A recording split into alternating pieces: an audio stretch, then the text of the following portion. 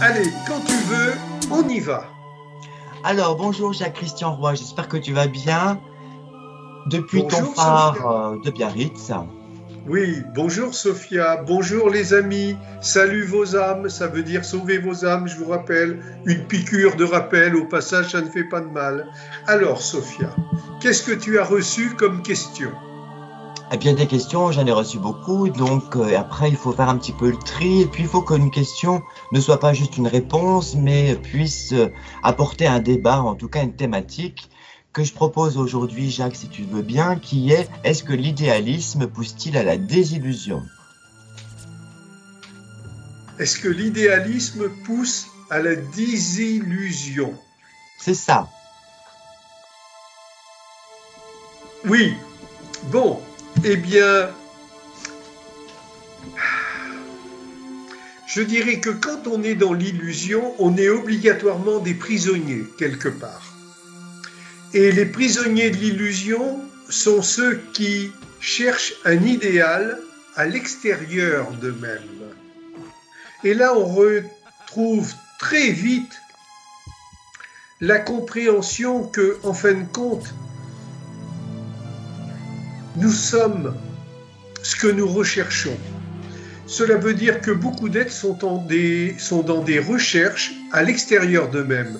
Les dieux, je vous rappelle qu'il y en a 200 et quelques à peu près sur Terre, chacun ayant sa vision de Dieu et chacun étant dans l'illusion d'une supériorité par rapport aux autres. Chacun croit donc que son Dieu est le Dieu juste, le meilleur, le plus fortiche, celui qui va... Il y a autant de dieux qu'il y a d'étoiles. Je ne sais pas combien d'étoiles, mais en tout cas, il y a beaucoup de gens comme ça qui pensent tous que ils sont supérieurs aux autres, ils sont plus dans le juste. On le voit à l'heure actuelle, rien qu'ici en Europe et même un peu au Moyen-Orient, avec les histoires de soi-disant guerres saintes qui sont pourries et non pas saintes du tout, qui ne sont le fait que d'être, qui sont dans un idéalisme, c'est sa question, et donc tout à fait dans l'illusion, manipulés par leurs anciens. Bien sûr, qui est dans l'illusion? Les gamins, les jeunes, qui sont cons comme des jeunes chiens, qui n'ont rien entre les oreilles, mais qui croient à tout ce qu'on leur dit, et manipulés par les plus âgés, qui ont 35, 40, 50 ans, 60 ans, qui se croient intelligents d'envoyer leurs jeunes, comment je pourrais dire, enfants, cousins, frères à la mort en parlant de guerre sainte. C'est l'idéalisme et l'illusion. Or, il n'y a pas de guerre sainte à part une guerre saine, S-A-I-N-E, envers soi-même, c'est-à-dire transformer ses démons en un monde éclairé. Le mot démon en Dieu. Il faut transformer ces démons en Dieu. Le mot démon étant le mot monde à l'envers. Monde à l'envers, ça donne démon. Alors, l'idéalisme fait croire à tout ça, alors qu'en fin de compte, comme je vous le disais à l'instant, nous sommes nous-mêmes l'objet de nos recherches. C'est-à-dire qu'il ne faut pas chercher un Dieu, il faut chercher à faire grandir la partie qui doit devenir Dieu en nous-mêmes. Autrement dit, devenir des êtres éclairés par rapport à des démons. Et à partir de là, il va de soi que, en cherchant en nous-mêmes ce que nous cherchons à l'extérieur de façon illusoire, nous redevenons responsables de tout ce que nous créons, tant en bien que en mal. Autrement dit, en positif que en négatif. À partir de là, si vous réfléchissez un petit peu, faut pas que vous attrapiez des maux de tête, hein, seulement un petit peu, eh bien, vous entendez que ce que je dis est juste. Et ceux qui ne veulent pas réfléchir continuent à vivre dans leurs croyances et leurs illusions. Alors, envers les religieux qui ne sont pas du tout religieux, mais bien sûr, ils ont l'air d'eux, puisque il faut bien donner le change. Il faut bien faire l'ange quand on est des bêtes. Et les êtres qui n'ont pas de discernement, qui vivent dans l'illusion, croient, le verbe croire, croient en ces religieux qui violent leurs enfants, qui les escroquent, qui volent les personnes âgées en leur disant « donnez vos biens, libérez-vous, allégez-vous de vos biens matériels, nous allons bien les gérer ». Surtout si tu me permets, Jacques, nous sommes dans un monde où justement le religieux n'a plus vraiment sa place, puisque nous sommes sortis de cet endoctrinement de l'ère du poisson. Nous sommes dans l'ère du Verseau, qui est plutôt vers l'humanisme, qui est quelque chose qui n'est pas encore vraiment né. Donc pour l'instant, tout se cristallise un petit peu dans la matière. C'est pour ça que nous avons tous la possibilité de se créer un futur potentiel positif. Alors, et non pas illusoire. Tout à fait, Sophia. Pour se créer un potentiel futur positif, moi je vous pose la question. Si vous refusez de soigner vos esprits, comment pouvez-vous aller mieux? Autrement dit, comment pouvez-vous vous soigner alors que vous refusez la souffrance? Mais c'est parce que vous ne vous soignez pas que vous souffrez. Vous fonctionnez le monde à l'envers, la tête à l'envers. Vous êtes quelque part en survol, vous survolez vos démons. Vous ne voulez pas les affronter, vous ne voulez pas vous regarder face à vous-même, vous ne voulez pas atterrir pour prendre vos démons un par un et les transcender de travers en qualité. Vous ne voulez pas faire cela. Et en même temps, vous ne voulez pas souffrir. Mais ce n'est pas possible. On ne peut pas arrêter nos souffrances sans se soigner. Et là, le soin numéro 1 de la souffrance, c'est accepter de revoir son positionnement de pensée, son positionnement d'évolution. Donc, depuis des années, quelques années déjà, je vous invite à accepter ce que moi j'appelle vous remettre en cause, autrement dit de lâcher prise. Je vous invite à lâcher prise, mais pour vous repositionner sur des valeurs justes. Et il n'y a pas de mystère. Encore une fois, la possession est une illusion, puisque vous ne pouvez pas empêcher vos soi-disant proches que vous aimez.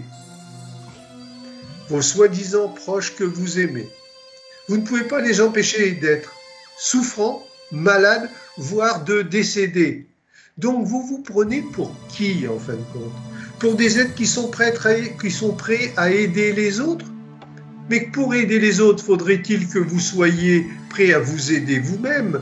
Pour soigner les autres, faut-il être en bonne santé? Ça, c'est tout un parcours de vie. Et je pense que dans la vie, on a besoin de prendre des claques symboliquement pour pouvoir se poser des questions et réajuster un petit peu ses valeurs, ses méthodes. Alors, prendre des claques, oui et non. Parce que prendre des claques, ça faudrait dire que, par exemple, pour le couple franco-allemand, ça voudrait dire qu'il faudrait recommencer 14-18 et 39-45. Mais non, on a une tête, c'est pas fait pour attraper des rhumes de cerveau, c'est pour s'en servir. Autrement dit, cela veut dire que nous ne sommes pas obligés de recommencer les mêmes erreurs. Ah ben ça c'est le karma. Et si nous recommençons... Il faut transformer le karma négatif en karma positif. Et pour cela, il faut vous positionner sur des valeurs de vie justes qui sont le non-attachement. Autrement dit, vous allez sortir de l'illusion de la possession qui vous amène à penser que vous avez la capacité de soigner autrui, d'aider autrui, alors que vous n'êtes même pas capable de vous soigner vous-même et de vous aider vous-même. Ah ben nous ne sommes pas tous des médecins de l'âme, oui. Alors c'est là le grand problème. Alors à ce moment-là, je me permettrai de vous dire, mais qu'est-ce que vous faites, nom d'une pipe? Vous arrêtez. C'est bien pour ça que nous sommes là. Alors, nous sommes là pour ça. Ces émissions ont pour but de créer un déclic de réveil en vous tous.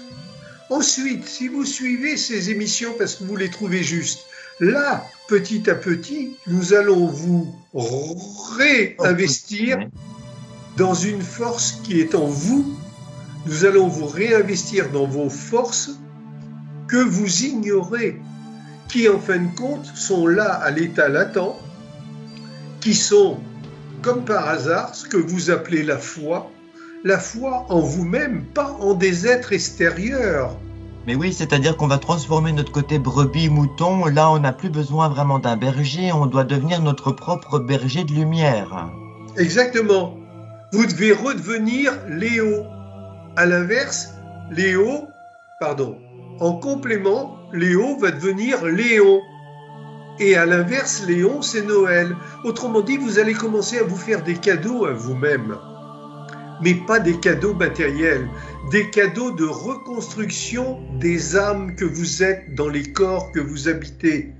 Et à ce moment-là, vous allez tout remettre en place pour recommencer une complémentarité masculin-féminin et sortir de l'illusion que le masculin est supérieur au féminin. Vous allez recommencer à servir et à aimer vos petits et non pas à les abandonner à des savoirs complètement illusoires. Mais tout ça, nous en reparlerons au fur et à mesure que nous nous rencontrerons beaucoup plus souvent pour reconstruire un monde de demain où il y aura pour chacun le choix de faire le chemin qu'il voudra, mais en étant conscient qu'il est responsable de lui-même et non pas en cherchant des responsables extérieurs, style vos chefs, vos dirigeants, etc., etc. Alors oui, mais tu sais, l'illusion aussi, on dit je t'aime à tout va, alors que quand on est avec quelqu'un, on lui dit je t'aime, mais c'est faux, je t'aime, ça n'a pas de sens. On peut simplement dire qu'à travers une personne, c'est un effet miroir, c'est un effet solaire, et qu'à travers l'autre personne, on s'aime davantage. On a besoin de l'autre pour s'aimer. C'est pour ça que je te dis jamais je t'aime. Ah, mais je m'aime. Je t'aime. Je m'aime à travers toi. Je t'aime pas, je m'aime moi, au point de me respecter, et au point de te respecter, je respecte l'âme que tu es, et toutes les âmes qui veulent bien converser avec moi, pas discuter, converser avec moi, respecter toutes les âmes, parce que je ne peux vous faire grandir, éveiller, évoluer, que si vous me le demandez. Alors, je ne te dis jamais je t'aime, je te respecte, je te vois marcher droit ou marcher de travers, et je me dis, oh là, elle va souffrir là, elle se prépare des jours meilleurs ou des jours désagréables. Cependant, je ne donne jamais mon opinion parce que tu ne me le demandes pas, vous ne me le demandez pas. Forcément, vous devez avoir la trouille que je vous le donne si vous me le demandez. Mais ça, c'est une autre histoire. En l'occurrence, sortir de l'illusion, c'est commencer à comprendre que vous êtes responsable de tout ce qui vous arrive tant en bien qu'en mal. Mâle ou femelle, ça ce sont vos corps, mais vos âmes, elles n'ont pas de sexe. Et à partir de là, c'est suivant le chemin d'évolution ou d'involution, où vous montez ou vous descendez, que vous faites votre futur ici et maintenant et de demain. D'où le fait que, Sophia, il y a quelques vidéos en arrière, tu me demandais, est-on responsable de notre destin? Et que je t'ai répondu, absolument, totalement, oui. C'est nous qui nous faisons notre futur. C'est pas agréable à entendre puisque vous ne voulez pas autre chose que de la flatterie. Mais je peux pas mentir pour vous faire plaisir, ou alors faut que j'arrête les émissions. Très bien, Jacques. Eh ben, écoute, c'est bien. Alors oui, de toute façon, il faut redevenir maître de soi-même. Et nous n'aurons pas d'autre alternative, car dès cette fin du mois d'octobre 2021, puisque aujourd'hui nous sommes le 25, il va y avoir le transit, l'entrée de la planète Mars dans son signe Scorpion à partir du 31 octobre. Ça va correspondre un petit peu aux fêtes de la Toussaint et à Halloween. Je rappelle que la planète Mars aura plein pouvoir en Scorpion et c'est le combat, c'est la combativité. Alors faites attention. parce qu'il peut y avoir vraiment des problèmes lors des fêtes d'Halloween. Il peut y avoir des actes un petit peu d'une violence extrême. Il faudra vraiment avoir des yeux partout, d'où l'importance d'écouter vraiment ce que Jacques dit depuis toutes ces années, parce qu'il y a vraiment de la vérité dans ses paroles, et plus que jamais, il doit y avoir une résonance, parce qu'il va y avoir forcément des événements d'une importance capitale d'un point de vue planétaire, et toutes ces énergies planétaires auront forcément des résonances en nous, sur nous, dans le monde du collectif. Donc prudence et prudence. Ayez confiance en vous. Voilà. Ayez Alors, confiance en vous. Depuis des siècles et des milliers d'années, vous vivez dans le combat. Je reprends le terme de Sophia. Je vous propose de passer à une autre étape qui est la conquête. Ça peut être une conquête qui aille dans tous les sens. Je pourrais parler aux armées du monde entier en leur disant « Le combat, c'est terminé. Nous allons maintenant aller vers la conquête de la paix, en passant par la conquête du respect de tous ceux qui sont des conquérants. Et à ce moment-là, nous changeons de monde. De démon, on passe à monde. D'en bas, on passe à en haut. Ça veut dire qu'il y a... Du mot verrou, on passe au mot ouvert. Exactement. Ça veut dire quoi? Ça veut dire que nous allons positionner nos façons de penser afin de changer nos façons de dire, afin de changer nos façons de faire, et cela va créer notre future destinée qui commence chaque seconde avec des effets un peu plus tardifs. Mais encore une fois, puisque nous sommes des jardiniers de nos jardins, il faut bien commencer à planter et à s'occuper de la terre avant de revoir ou de recevoir la récolte. Nous sommes des semeurs de lumière, des semeurs de graines de vie. Alors, il y a une histoire qui vous dit qu'il y a quelqu'un qui marchait et qui envoyait des graines qui tombaient sur la terre, dans des sillons peu profonds, dans des sillons plus profonds. C'était le semeur. Et bien sûr, les graines qui rentraient dans des sillons plus profonds pouvaient faire des racines. C'est ce que je vous propose de faire en acceptant de penser différemment et surtout en acceptant de vous repositionner sur des justes valeurs de vie qui sont le non-attachement. Ça ne veut pas dire que vous rejetez qui que ce soit, mais vous sortez ainsi de votre psycho-émotionnel et psycho-affectif complètement déséquilibré. Et là, vous pouvez vous commencer à vous reconstruire. En tout cas, je suis là pour vous tendre la main et vous aider si vous le voulez bien.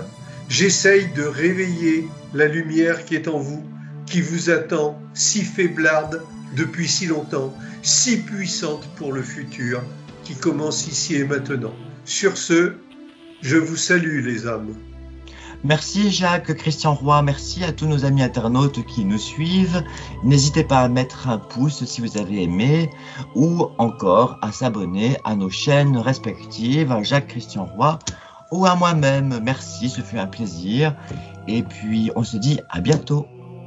À bientôt les amis, à bientôt Sophia. Au revoir. Parmi les étoiles vous parle. Merci à vous.